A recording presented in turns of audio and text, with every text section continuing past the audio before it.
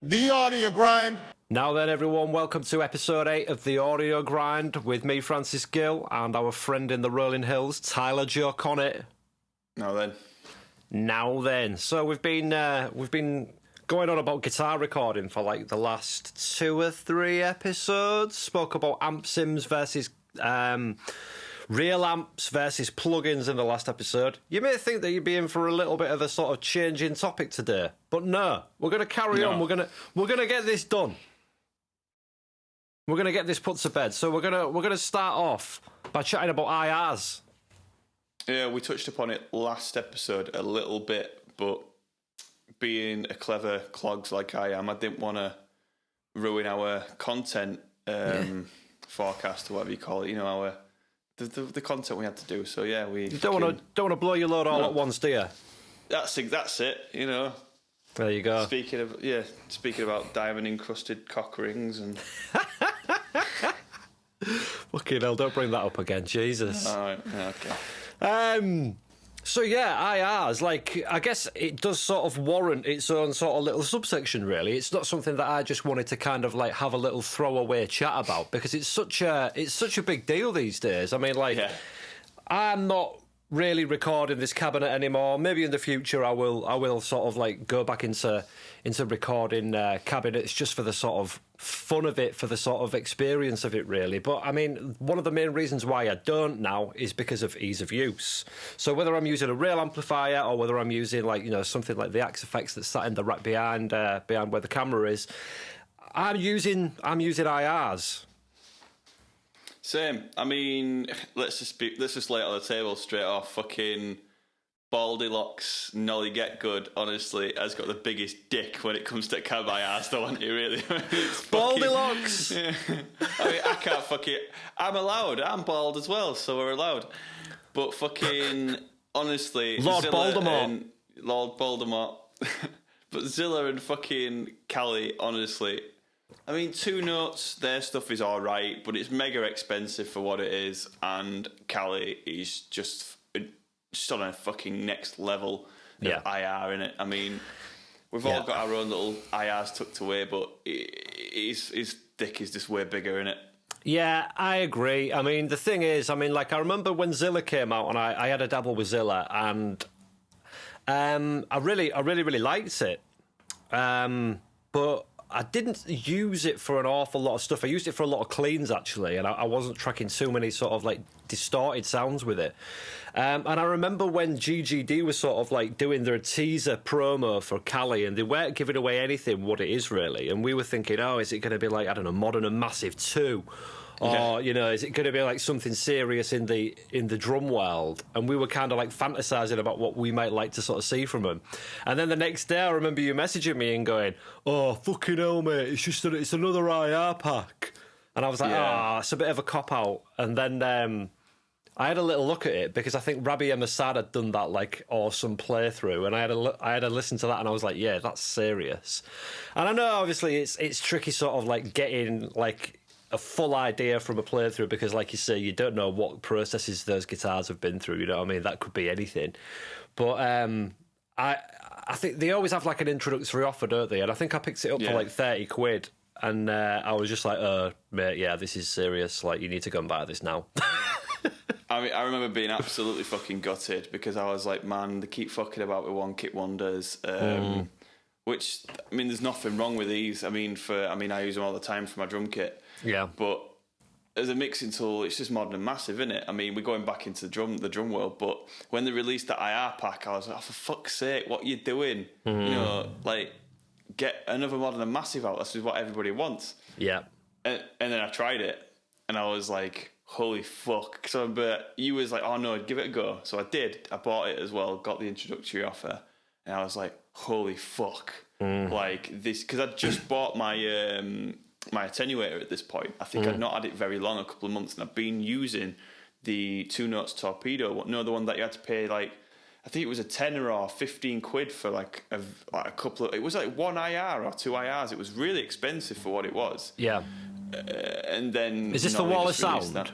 Yeah, the Wall of Sound one. Yeah. And they had a couple of different IRs on there, but I just never thought they sounded quite right.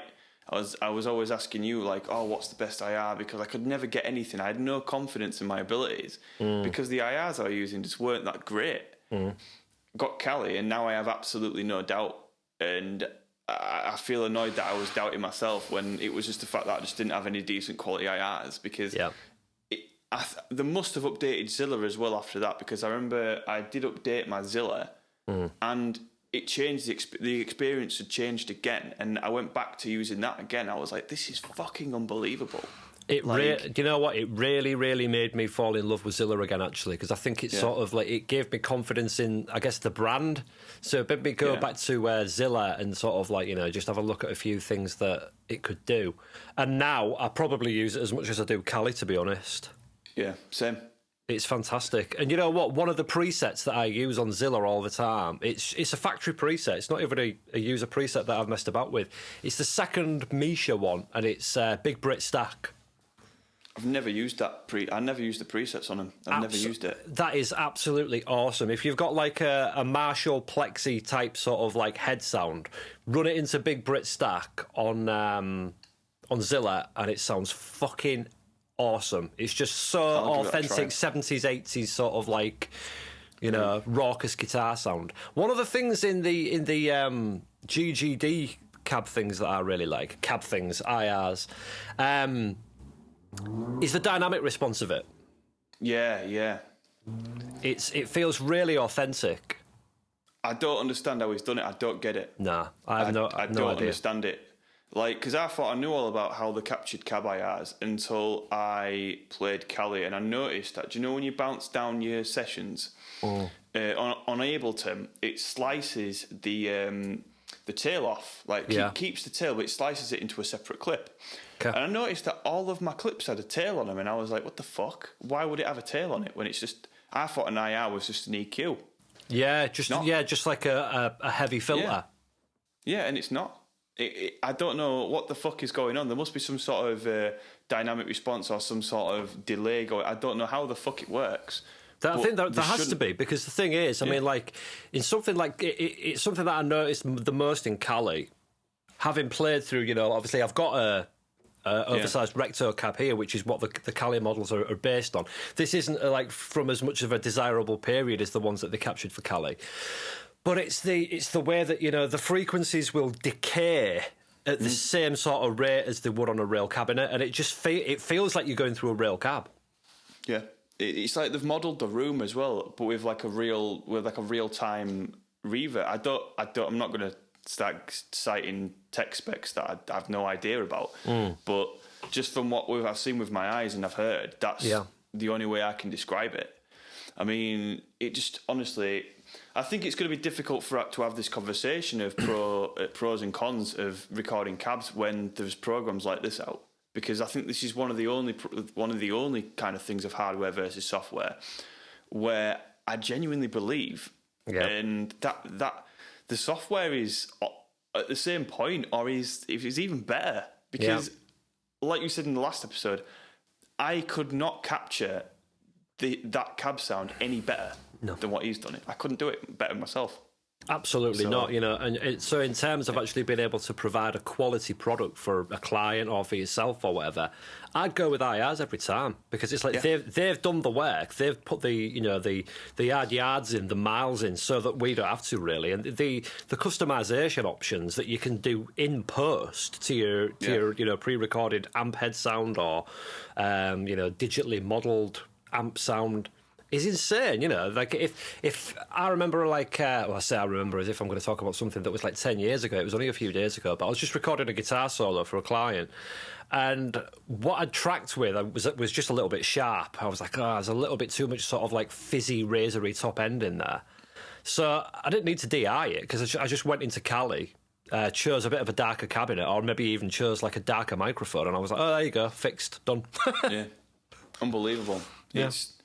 It's just a crazy fucking tool, and I kind of felt sorry for Nolly though when it first came out, because I mean, me being one of these people in the voice of the crowd, everybody was so disappointed that he was like, it was his fucking baby. You could tell it was, because he was the one that put the post out. Even Matt Elpern said, this is Nolly's absolute passion project. He's been doing this for fucking ages. I mean, he even said in some of the, I think it was one of the videos or one of the change logs he put out, that he'd gone in and re-recorded these recordings like 4 or 5 times because he thought he could do it better. And it's like, man, that is like absolute fucking dedication. And to my knowledge and what he's been saying on the forums, he's still using those like IRs himself. I mean, I would imagine that he's probably got a couple of, you know, his own personal ones that maybe didn't make it into Canada, kind of.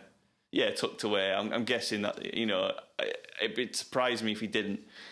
But I mean, they're going to be in the same league as that kind of, you know, that kind of thing. So it's going to be a very difficult thing to talk about real cabs when, like, you know, with that kind of shit going on.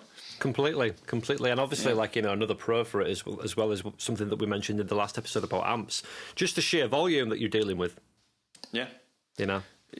Yeah, it's like, and as well, going back to the previous episode, mics are really fucking expensive. Like, I don't carry a lot of mics in the studio because I don't really use them, apart from when I'm recording acoustic guitars. Yeah. Because I don't have people in my studio.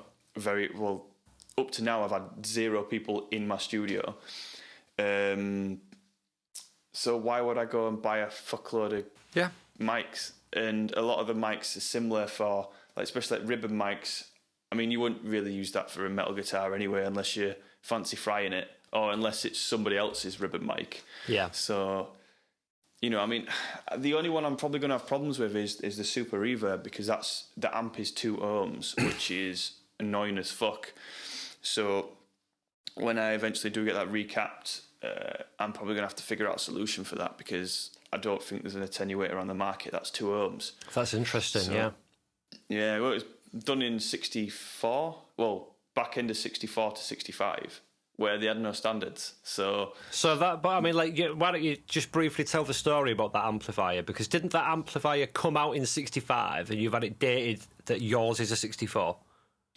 Yeah. Well, the story of this amp is basically, I was looking at it and asked Graziano what it was, and he was like, "Oh, it's just a like a reissue." He thought it was a reissue, so I was like, "Well, there was a problem with it. I think there was something wrong with like the preamp stage, or it was making like loads of fucking like crackling noises." Yeah. So I opened it up and pulled it apart, and I went to him. I was like, "Graziano, this isn't a reissue." He was like, "Why?" And I was like, "This is fucking hand wired." And I opened it, and it was all the capacitors were all. It was just old as fuck, and I was like, "Mate, this isn't a reissue. This is the real thing. This is it." Like, yeah, it was like, "Are you sure?" So there was no PCB. There's no PCB in there or anything like that. No PCB at all. Not a single one. So, and he was like, "Let me have a look." He was like, "Oh." So anyway, I do my normal trick of what I do when I need to find out something, which is what I did with some of the old acoustic guitars. I rang them up. I just called the office. And I was like, now right. then. Yeah. They're like, the Martin story is a story for another time, but this one. So I called them up and I was like, "Look, I've got this Blackface Super Reverb here. I thought it was a reissue, but it's not. I want to get it dated. I want to know if it's legit. I want to know everything about it, because we're about to get it fixed, and I don't want to take it to somebody who doesn't really know what they're doing if it's an original, because, you know, this is a serious amp."